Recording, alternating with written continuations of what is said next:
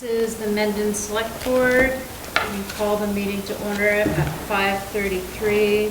Thank you, PEG TV.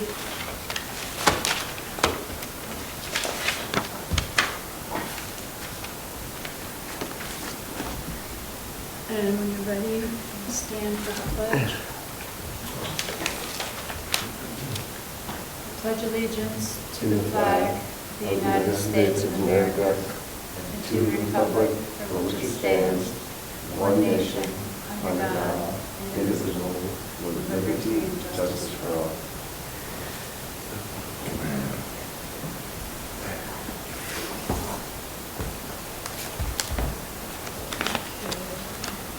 Anything to add or delete to the agenda?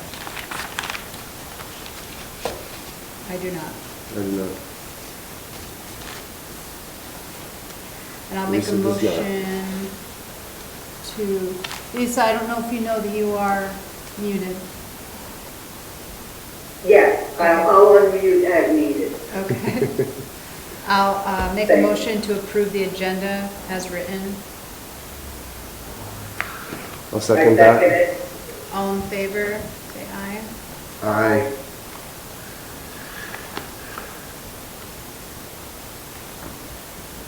And under administrative matters, signing the orders, make a motion to approve the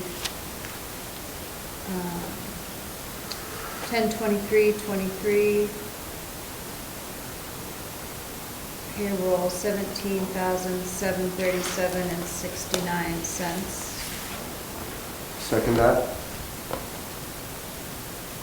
And payroll for $12,386.42. I'll second that. All in favor? Aye.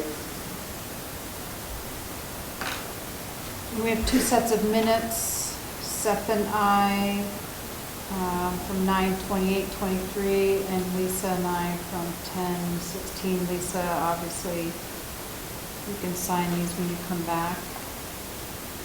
Yes.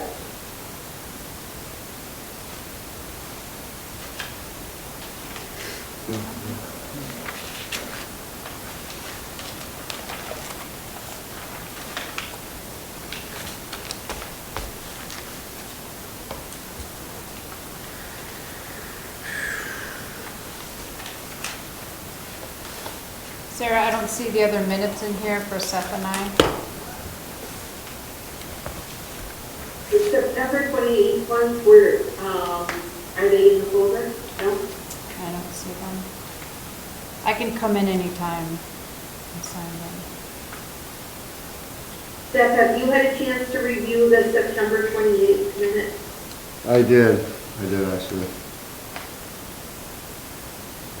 So if you can approve them, then we'll get another printed copy. You guys can just come in and sign them. If you remember what they said and want to approve them, otherwise we can table it until the next meeting. I can approve them now. That's fine. Make a motion to approve September 28th, 23 minutes. I'll second that. All in favor, say aye. Aye. And Lisa, you had a chance to look over the last meeting? Yes. So I'll make a motion to approve October 16th, 2023 minutes. Lisa. I second that. All in favor? Aye. Aye.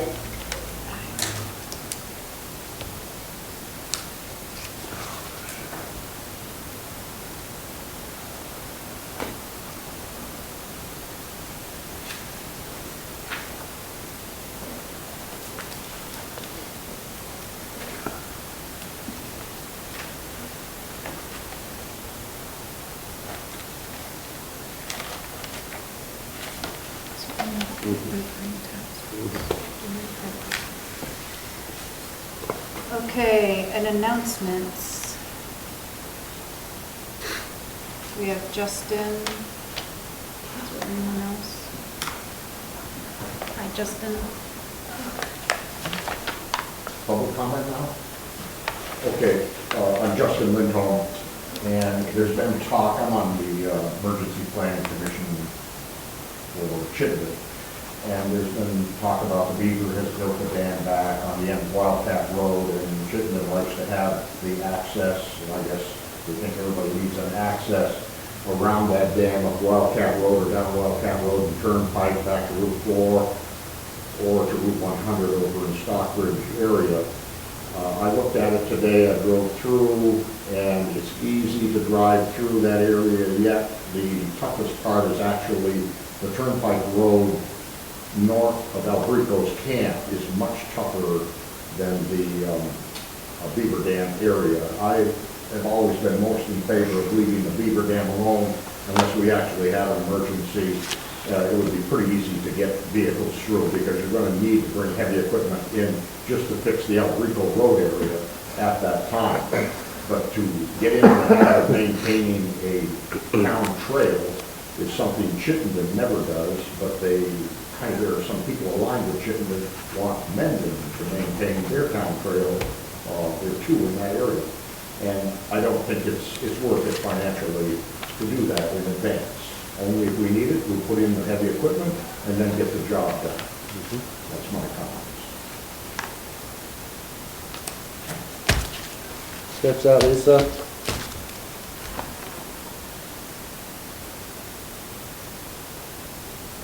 I'm sorry, what did you say, Jeff? I just said, did you hear that, Lisa? I couldn't tell if you had heard what Justin had said. Sorry, I can't hear you very well either, I guess.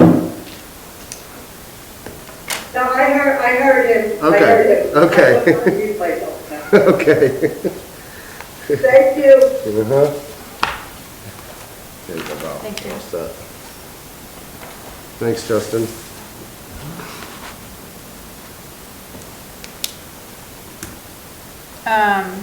Sarah, did you have any announcements? I'm sorry, I combined those mistakenly. No, I do not. Under business, we can skip that for the moment unless we have someone online. Yeah, we don't have Rick or Carol present No. at this time No, for the next two subjects? no, we're early. Okay. Hopefully they'll be coming in momentarily.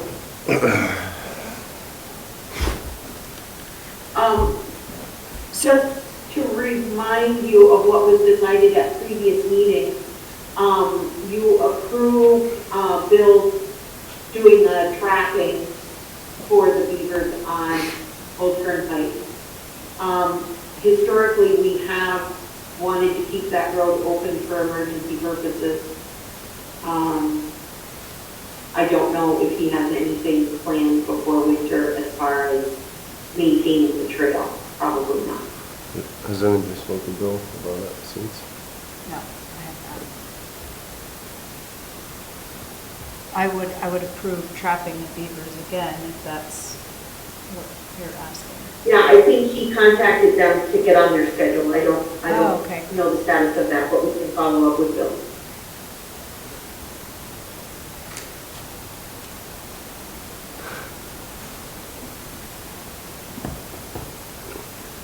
Is that considered what you're saying Chittenden would be asking, Justin? I mean, Well, I'd like to know how much it costs to trap them out of there, which is only a temporary fix. Because the toughest part of that road area is actually from Wildcat to Albrico's camp. I actually bottomed out my Jeep in there today, just turning around, trying to get out of there. Whereas I didn't even have to be in four-wheel drive to go across where the beavers are. And I think to constantly maintain against beavers is like maintaining a town trail. If other towns want to help us out, then I'd be all in favor of it. Town of Chittenden wants to pitch in on that, then go for it. But these beaver areas are actually quite beautiful and good wildlife habitat. And we should be careful about just getting rid of them. We actually put a beaver baffle in there, and they took apart our beaver baffle and used it to rebuild their dam. So they're quite industrious little fellows. Yes, they are. Okay, so I think what Justin's trying to say is maybe we're the only ones doing anything, seems like, kind of. And maybe that section's not really the section that we have to worry about as much. So if we actually, if we maintain or build up again the road from Albrico down to Wildcat, then it makes sense, but that is in horrendous shape. You can take the beavers out of there, you still have no access, actually, unless you've got a jacked up four-wheel drive. I mean, you might as well figure Army vehicles are what's gonna be required no matter what. Right, unless we get in there with some big money and maintain from Wildcat to Albricos. It's just in horrible shape through there. Okay. Justin, is any portion of that on the state land that was going to be turned over to the National Forest Service? They are on both sides. The state is on, the state turned it over, I think they turned it over already to the federal government, I'm not sure of that, but they had a triangular piece in there of about 160, 80 acres, I don't remember which. That's supposed to go to the federal government. But, yeah, if the federal government wants to maintain that, or, get that road back up to decent standards for emergency vehicles, from Albricos to Wildcat, I think that would be kind of nice. So, historically, I want to just fill Seth and Lisa in on the discussions we had when this went from private ownership to state ownership and through knowing that the Trust for Public Lands was going to turn it over to the federal government, is Mendon petitioned and negotiated for a year for a contingent right-of-way to go across that land in order to keep it open for emergency use. So there are some stipulations on that section of the roadway that we have to keep it maintained and keep them informed of when we're maintaining that right-of-way. So I just want you to be aware of that, and the road commissioner needs to work with the director of public safety on making sure that that agreement is fulfilled. I believe the project was in limbo for about 3 years, and I believe this summer is when they closed on that agreement, and now it was turned over to the Green Mountain National Forest with our contingent right-of-way in place before it got turned over. Thank you for that information. We can look at the recorded documents on that, and I can get you a copy of that contingent right-of-way just so that you're aware of it. So That would have been what was called the Rolston Rec project. Okay. So whatever we try, like however we try and defer the beavers, or deter them, I should say, it's not going to work. There's nothing more permanent that we could do.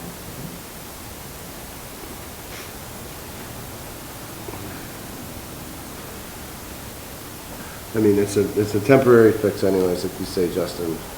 With the beaver trapping, it's just a constant temporary fix, correct? That's what we're all coming to the conclusion of.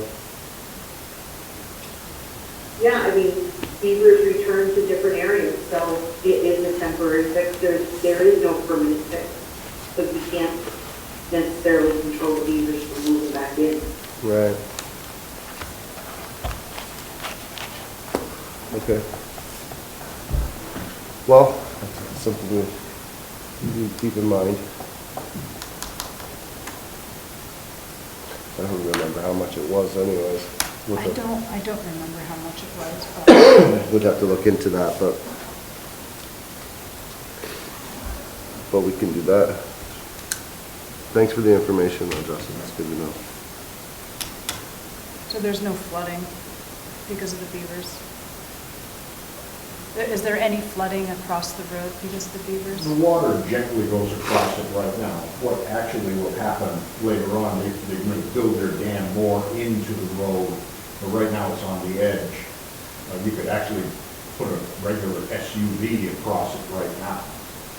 My Jeep is a little higher than a regular SUV, but my Jeep was really having trouble going from Wildcat to El Rico's. I actually turned around. I said, I'm not gonna beat my vehicle up in here.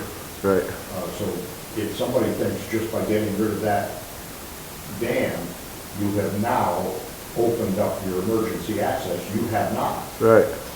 And even to Stockbridge, we have those massive water bars up there. They're getting flattened out a little bit, but it's still, this is requiring an Army type vehicle or a jacked up type four-wheel truck for any of these purposes. And even if that dam is there, the same vehicle would be able to go across that dam that is going to be necessary to go down to Wildcat to Albrico's.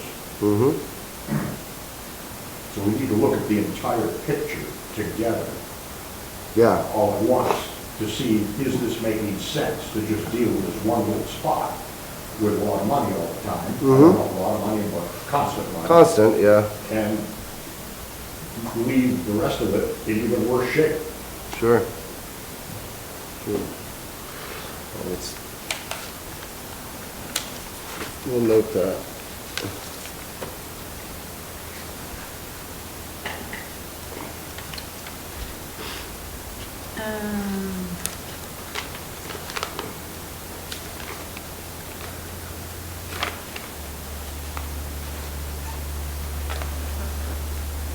Just have a couple minutes. The Mendon Historical Society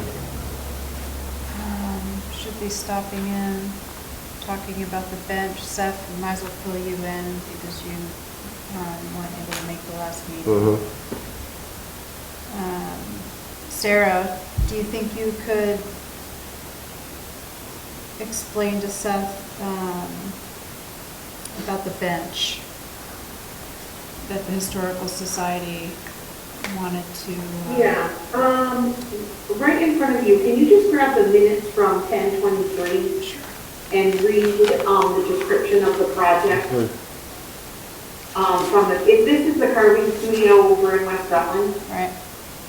Sure. There's a description of the project there. Right, under business. Mendon Historical Society request to place bench at town office. Shelley Susina submitted a request for the town to participate in the 2024 Carving Studio and Sculpture Center, the CSSC, Stone Bench project.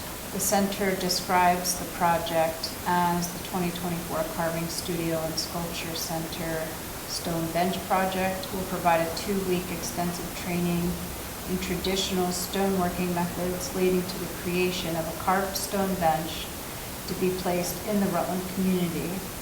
The Stone Bench project is open to 10 area teens ages 13 to 19 from the Rutland region and is free to selected students. Shelley would like to invite the director, Carol Driscoll, to discuss the program specifics at the next meeting this evening. And Lisa brought up a good point, and I was also going to bring up the same idea of maybe having the bench placed at the Mendon recreational area. I have an addition to that. Since that is not truly town property, is there a problem placing that there, or that there's no problem placing like a bench or anything like that? It is town property. Oh, I thought the Mendon recreation area there's some trails off of the recreation area that goes onto private property that we have an agreement with Beechwood Farms, but the recreation area itself, the field area, would be, is town property. oh, okay, that's my misunderstanding then. I thought when that was told to me that whole area was somebody else's. Okay, so I don't have a problem with it going down there. Thank you. So we do expect that Carol, the director, may be coming later on this evening to discuss this further and give further details about the budget and cost for the project. So we could probably move on to the agenda and discuss if anyone has any questions about the budget before we circle back to A and B of the agenda item. I at the moment do not have any questions.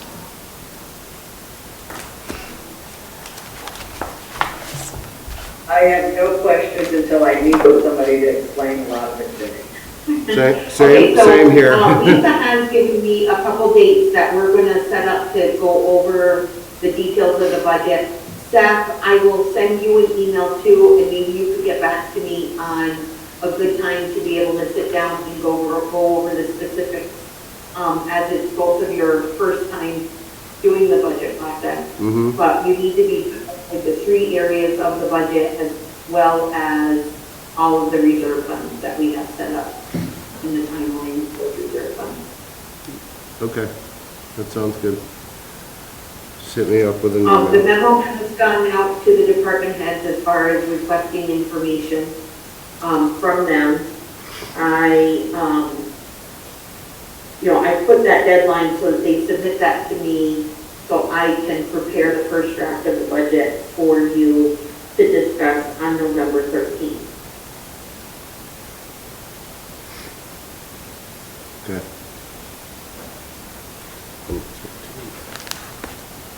Will the ARPA funds have a huge, or how will they affect the budget this year? Is that a very broad The question? ARPA fund and the remaining projects that we fund with it will affect whether you continue funding reserve funds at a current level or if you back off or increase them because you want to get certain projects done. Okay. So, yeah. Well, I do have a question. You sent an email out earlier concerning proposals for money to different organizations. What was all of that? Yeah, I do want to discuss that too for you guys to make a decision on that. So we have appropriations. These are nonprofit organizations, community organizations that request funds from the town during the budget process. And there's different ways that the town can approve those requests or put them on a warning for town meeting. So in some instances, if they request money from you, you can just voluntarily work it into the budget. And if the voters approve the budget, the funding is approved. Historically, Mendon has required a petition signed by 5% of the voters in order to get the request onto the ballot. And they requested that annually. Then when COVID came around, they made an exception to any request that was previously funded so that we did not put people out looking for signatures. And then last year, the select board decided for any organization that was previously funded the prior year, that if they submitted a request that was level funded, did not increase, they would not need to submit a petition, but any new requests or increases in requests would require the petition. It would be good to set what the process is for this year because we do ask them to distribute those petitions early. They are due January 18th, and they have to get somewhere around 46 signatures in order to meet that 5% threshold. That number should be confirmed with the town clerk because our voter checklist does change in its amount, and the town clerk should let the organization requesting funds exactly how many signatures they need to submit.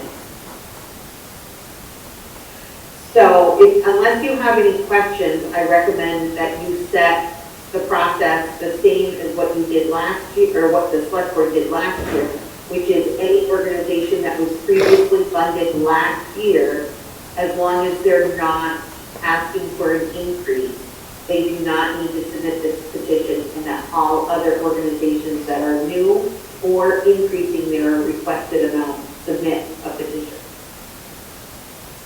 Thank you. Okay, thanks. Please, we have Rick. Okay. Mhm. What's your last name, please? Morales, Morales, Morales, Rick. All right. And if you could just state who you're representing, and you have the floor. How can I speak now? Yep. I'm with the SBA, a Small Business Administration, but the Office of Disaster Assistance. We are not regular SBA, we are another department. Everything is related to the past floods of July, between July 7 and July 21. That's the incident period. Before that and after that, that doesn't cover, everything is related to those dates. So we're still visiting here on Vermont, all the towns, counties this is our primary county, as you all know, Rutland. Right now, the latest updates are that the deadline to apply with FEMA, to register with FEMA, is October 21st. That's the second extension. And to apply with the SBA too, October 31st. But that deadline is for physical damages. That means that the people can apply. That's for infrastructure, real estate, inventory equipment, for homeowners, renters, nonprofits, and businesses. We don't only accept businesses. That's very important to know. The deadline for economic damages, that's for the next year. That's not approaching. That's more for the businesses and some nonprofits. That's for losses on profits related to the past floods. For payroll, ordinary expenses, to keeping the businesses and business. We also have funds for property damages, furniture, clothing, cars. So also I came here for multiple reasons. The people, sometimes they think that all the government staff in each town, city or county, in all the states, they should know everything. But that's our purpose, to at least, if you can learn one thing today, that would be great, because that way we can reach the most people as possible. Also, I came here to share the information, so you can put that on our website, social media, through email. So I know that this happens a lot, like people from, you all know that the most affected, like towns or cities, it was in Washington, for example. Is Berry City, Montpelier. So some of those people move to different counties and towns to live with their families. That's why we visit every town. It doesn't matter if the town has damages or not. If it's a primary county or secondary county, we know that we must visit them to help us share the information with all the Vermonters, the survivors. That's how we call them, the people that is affected. So that's why I visit.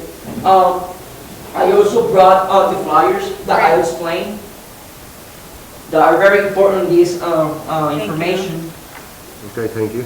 I explain. I also come not only to give flyers and speak about general information. I give a little bit more to analyze, evaluate what is this. So, as you all know, FEMA, they have public assistance for roads, bridges. They have, of course, for individual assistance. They're not for individual assistance. We don't provide public assistance. We don't provide funds for government. We are only for non-profit businesses, homeowners, and renters. That's very important to know. We are an alternative. You all know that we are not the best one, but for some people we are the only one and the best one. So I also brought the fact sheet of the USDA. You all know that they have for farmers, they have for rural development, they have funds for public assistance, they have funds for homeowners repairs and business repairs related to the damages of the past floods. So they are a federal agency that is very important too. We all are important.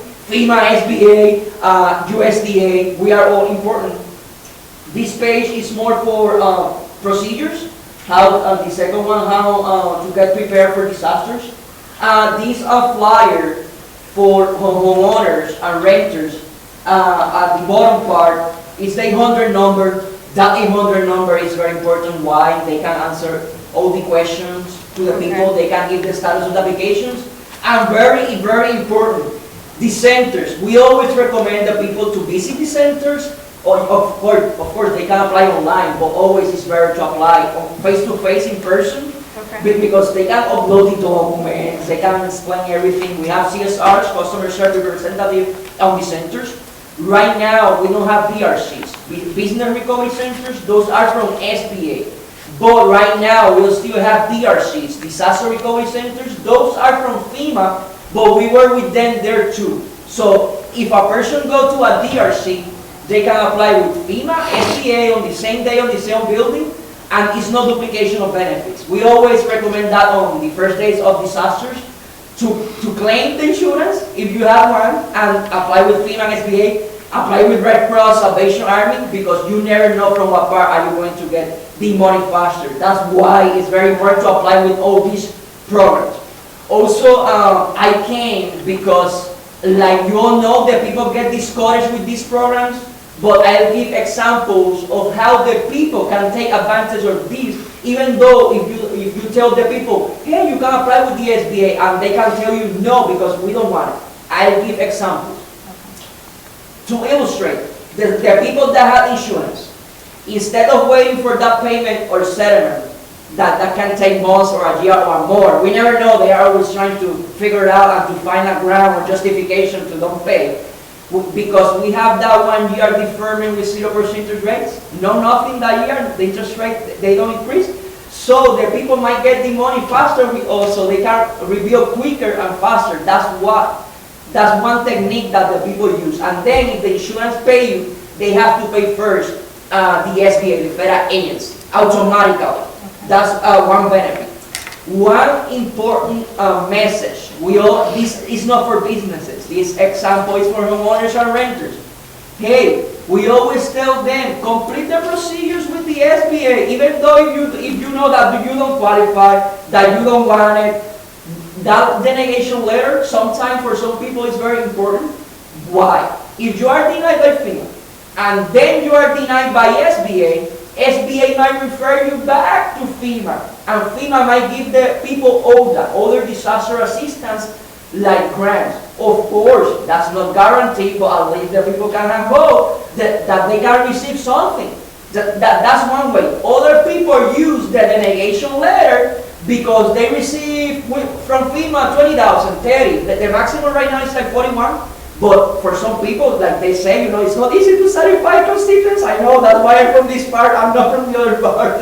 So they can say that's like a drop in a bucket. So in other words, they are not satisfied, they want more.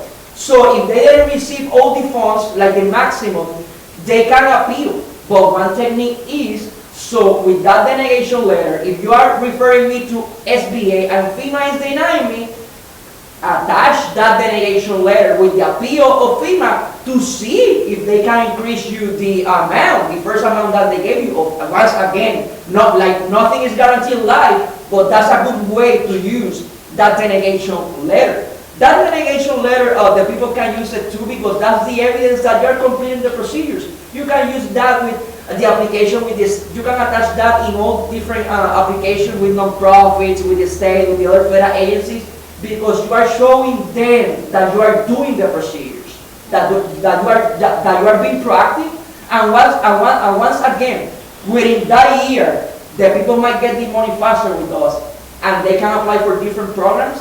So if they receive funds from those programs, they can pay for the money that they took from the SBA. I just always try to give examples because the issue.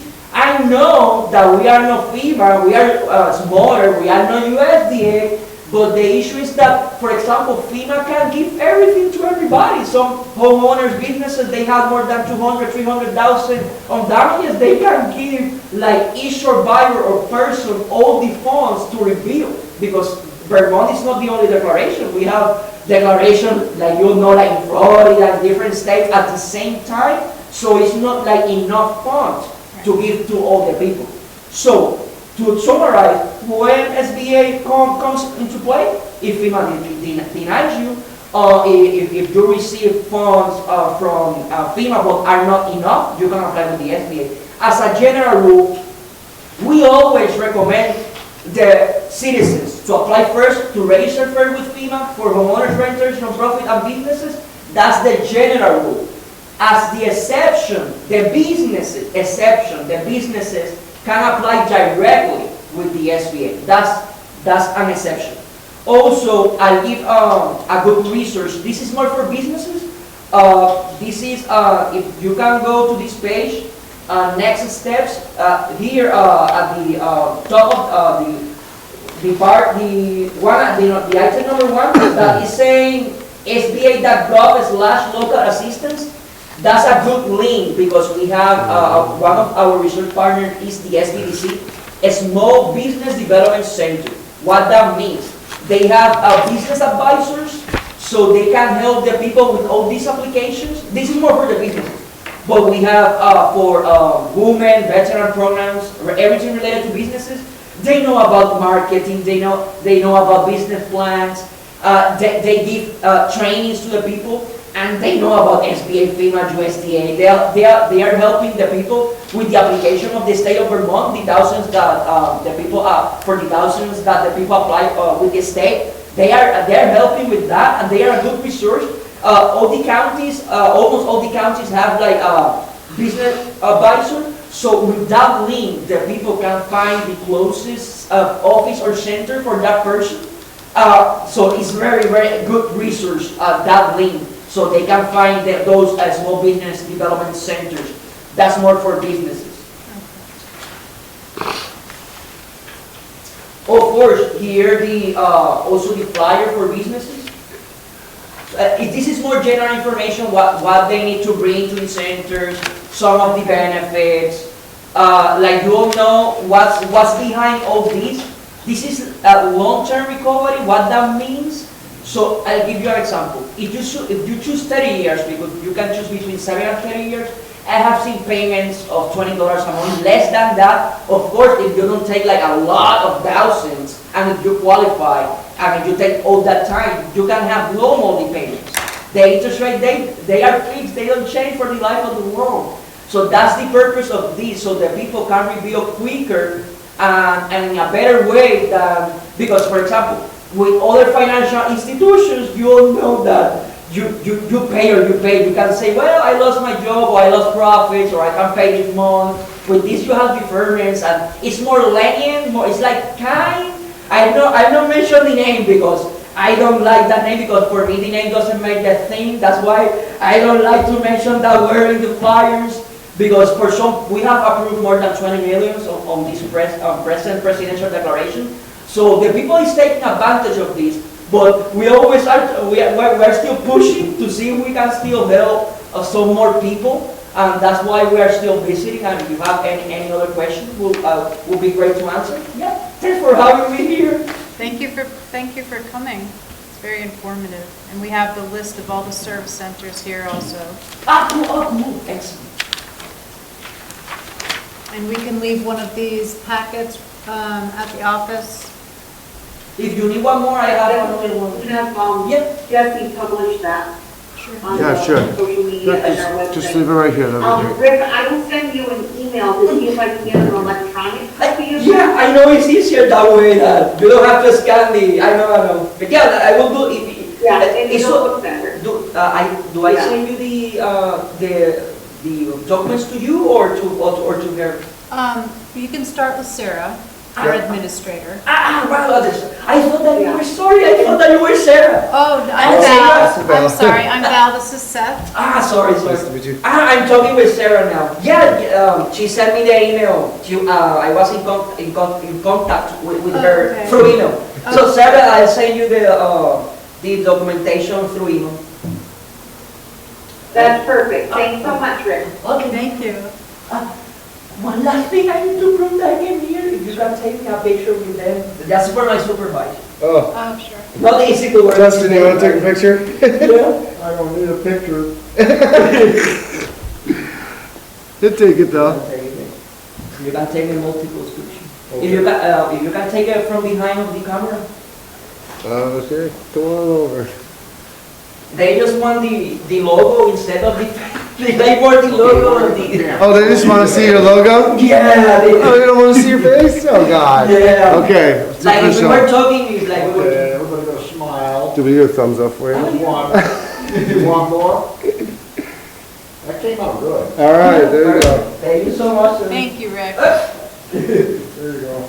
Bye. Thank Have you. a rest of the night. All right, Thank thanks, you. you too. All right. We'll leave Great. one of these on Jessie's desk or in her thing. for- Yeah, and I'll send her an email to let her know, what we need to post, but if we can get an electronic copy from Rick, that's gonna be easier for her to post. Okay, can I get a copy also? Sure. Yeah. Yeah, I'll put it in your box. Okay, Yep. Mm-hmm. thank you.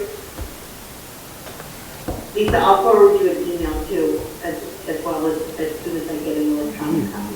We can put that in. It doesn't matter. I guess Jess is gonna get an electronic copy anyways.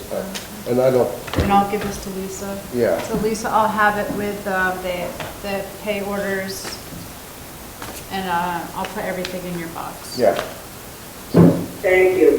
fine. All right. Okay. Feel Um, exuberated now. We do not have Carol as of yet.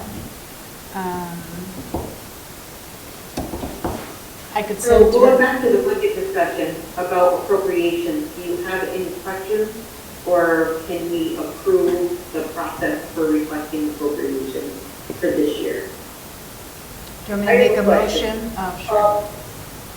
What'd she say? Go ahead, Lisa. So each year, let's say, company A or organization A requests $500.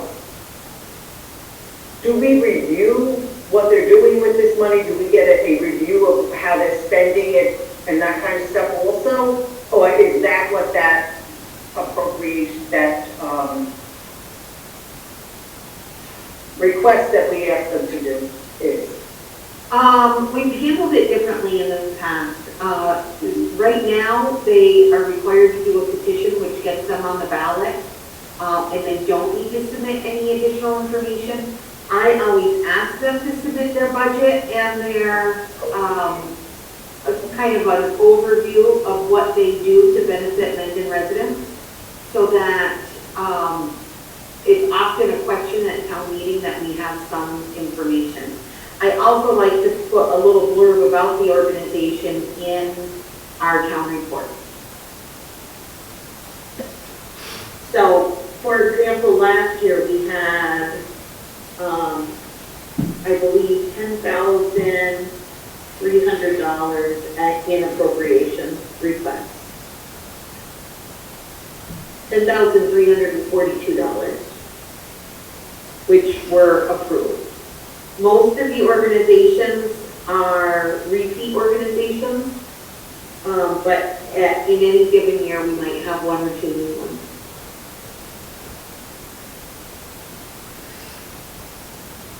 But we don't know if they really want the money or need the money every year if we do it this way without asking them to justify it, correct? They have to submit the request. Yeah, they have to resubmit the request, but they don't necessarily have to justify what they're going to use the money for. So the petition would be the request that they would submit, or they submit a request separate from the petition? Yep, so if it's an organization that we funded before, they send in a letter requesting additional funds out of next year's budget. Okay, so somebody's requesting it no matter what. It's not just like, we just money. No. So they have to request it, and those have started coming in already. And I'll inform them that they will be on the ballot without a petition, unless it's a new organization, and then I will send them a letter requesting the petition and how many signatures. So what's the benefit between a petition, doing it with a petition? The voters get to choose it or not?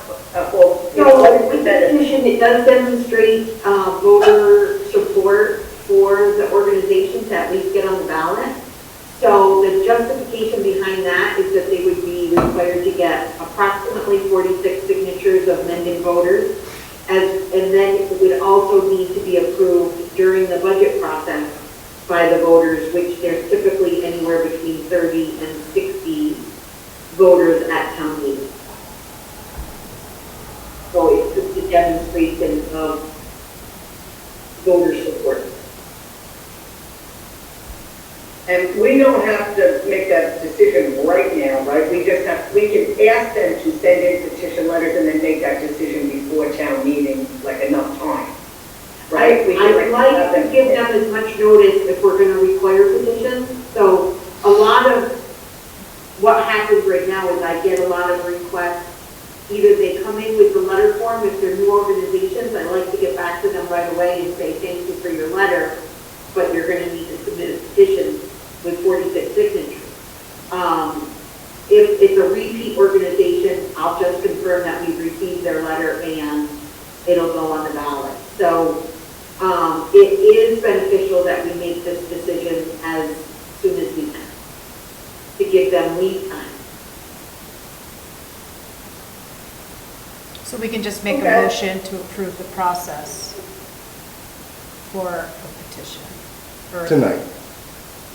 For a appropriation request right now. Is that what you're asking for? I am if you're comfortable with it, but if Lisa still has further questions, then Okay. we can table it, but I prefer that. Whatever the group goes with, so whatever they decide. So what I'm requesting is that the process be, if a organization has been funded last year and they are asking for level funding, they would not need to submit a petition. And any new organizations or increases of funding allotment would require a petition.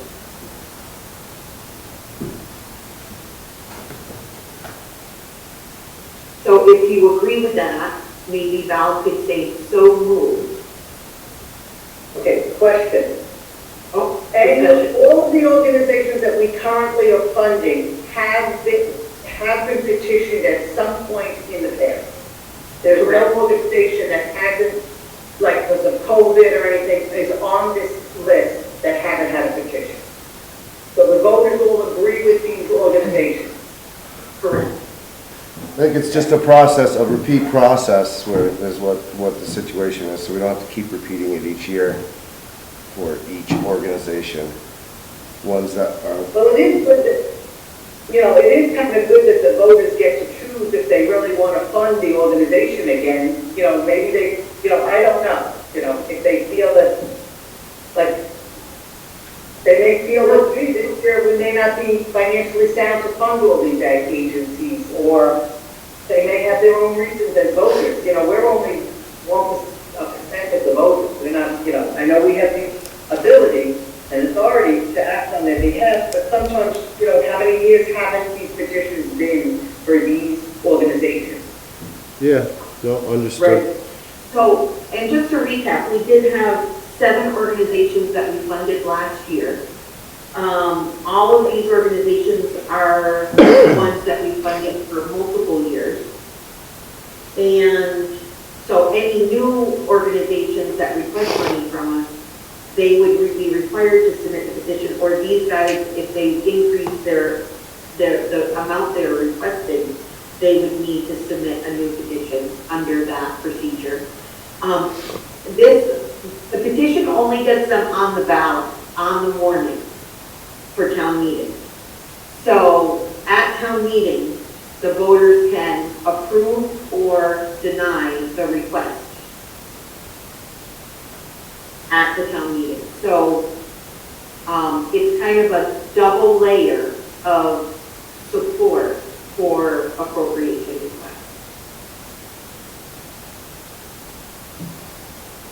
Personally, my opinion would be lean towards, after so many years, 2 years, whatever, of not having petitions for all of these organizations, I would say let's do the petition, but if the other board members choose not to, I'll agree with them. I just feel that, after so many years of not doing it, let's community decide if they still want to fund all of these. If they do, then we know next year or for the next 2 years, we could do every 2 years a petition or every 3 years. Just handing money to people without voters, you know, they're the ones who really are directing it. And that's all. I feel if, during the budget process, if someone, again, is asking for the same amount of money and Sarah, and we receive the breakdown of how they use the money, I'm comfortable keeping it how it is now. I do understand what you're saying, but I feel having it broken down so we can see what they're spending it on, if they still need that amount of money, then I'm comfortable keeping the same process. I agree as well. I mean, I think you get enough info if we're able to see it every once in a while, like you said. I don't know about the whole petition to go back through, because that's quite a process to do. And then, Sarah, as you said, it's still town, you're still putting that forth at the town meeting, correct?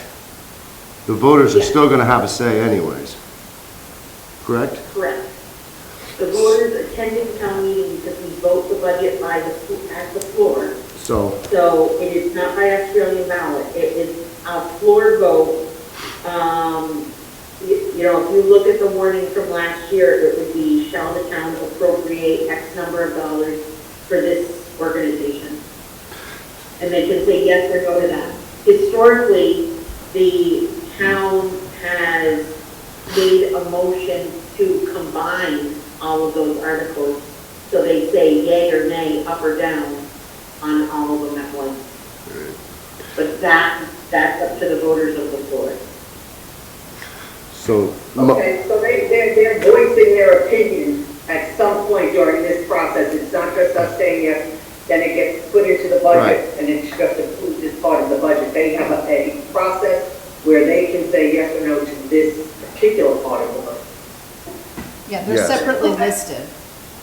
yeah. Okay. There's just the petition process, I've been through that, I've seen that.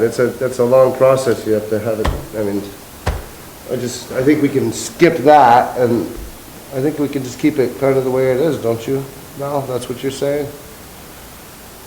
Keep things the way Yeah, they I are? The whole process is for the public, for the voters. The process of the petition, from what I'm gathering, and I may be wrong, is that they have an opportunity before we finalize or get to a final budget to say, yes, we want to fund company A or organization B, we want to fund them or we don't, or they don't get enough people to fund it.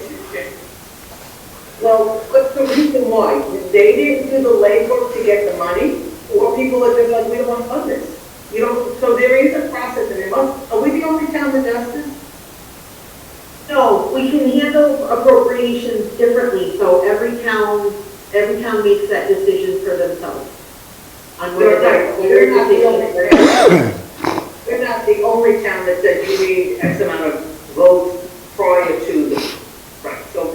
No, that's why the organizations, that's why the organizations are asking the questions now on whether we require a petition or not, because they're trying to get organized with what towns require it and how many signatures in each of those towns they are looking to seek. Okay, but there is an input for the voters at the end process, so I'm good with that. Correct. Okay, so I'll make a motion to approve the process for appropriation requests.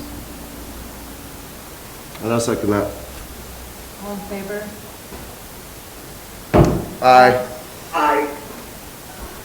And shall we table the Mendon Historical Society request?